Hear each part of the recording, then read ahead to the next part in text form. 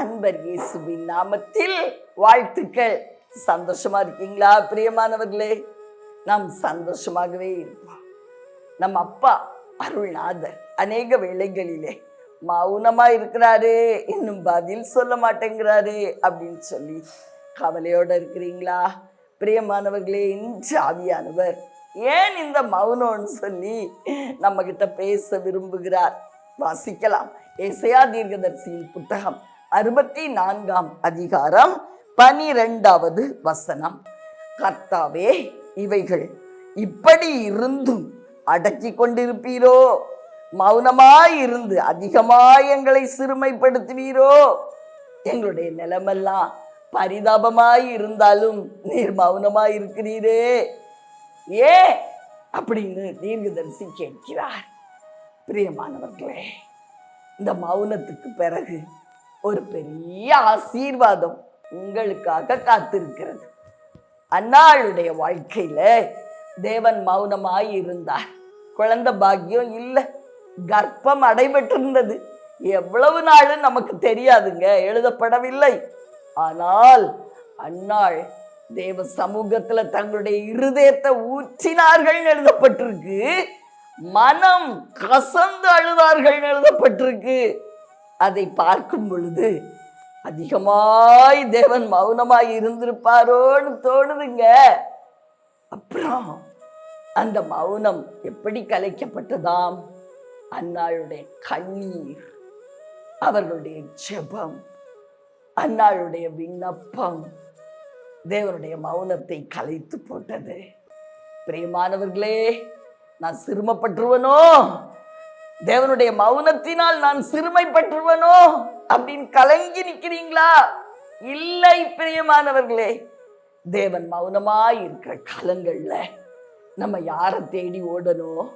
தேவ சமூகத்தை அதிகமாய் நாடி தேடி ஓடணும்னு கர்த்தர் நம்மளை அழைக்கிறார்.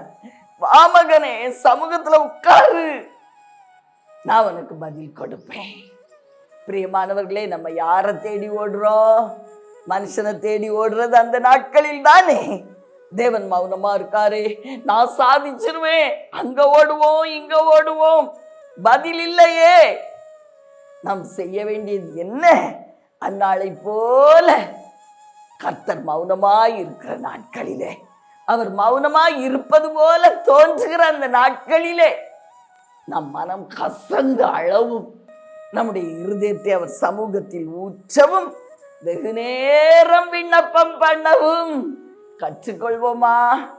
முடிவில் அந்நாளுக்கு என்ன கிடைத்தது? ஒரு அழகான ஆண் குழந்தை. அதற்கு பிறகு 5 பிள்ளைங்க. பார்த்தீங்களா? எவ்வளோ பெரிய ஆசீர்வாதம், எவ்வளோ பெரிய பங்கு. உங்களுக்கும் கூட கர்த்தருடைய இந்த மௌனத்தை நீங்க உங்க ஜெபத்தால, உங்க முழங்காலால கலைச்சு போட்டீங்கன்னா அதுக்கு பிறகு பெரிய ஆசீர்வாதம் காத்திருக்கிறது. பிரியமானவர்களே, அதை பெற்றுக்கொள்வோமா? அவருடைய சமூகத்துல அதிகமாய் அமர்ந்து அவருடைய மௌனத்தை கலைப்போமா? அவர் எப்பவும் மௌனமா இருக்க மாட்டாருங்க. அவருடைய வேலை வரும் பொழுது அவர் மௌனம் எல்லாம் கலைக்கப்பட்டு நமக்கு பெருத்த ஆசீர்வாதத்தை கட்டளையிடுவார். ஆதலால் கவலைப்படாதிருங்க. ஜெபிப்போமா?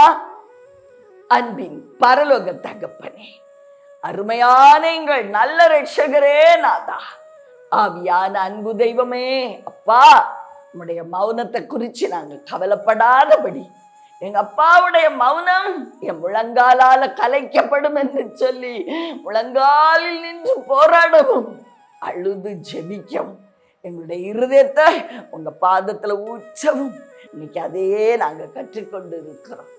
அப்பா, உம்முடைய மௌனத்துக்கு பிறகு எங்களுக்கு நீ கொடுக்க போகிற அந்த ஆசீர்வாதத்தை இன்றே நாங்கள் பெற்றுக்கொள்ள கிருபை செய்யும். உம்முடைய மௌனம் இன்னைக்கு கலைக்கப்படட்டும் ஐயா, இயேசுவின் நாமத்தில் பிதாவே, ஆமென்.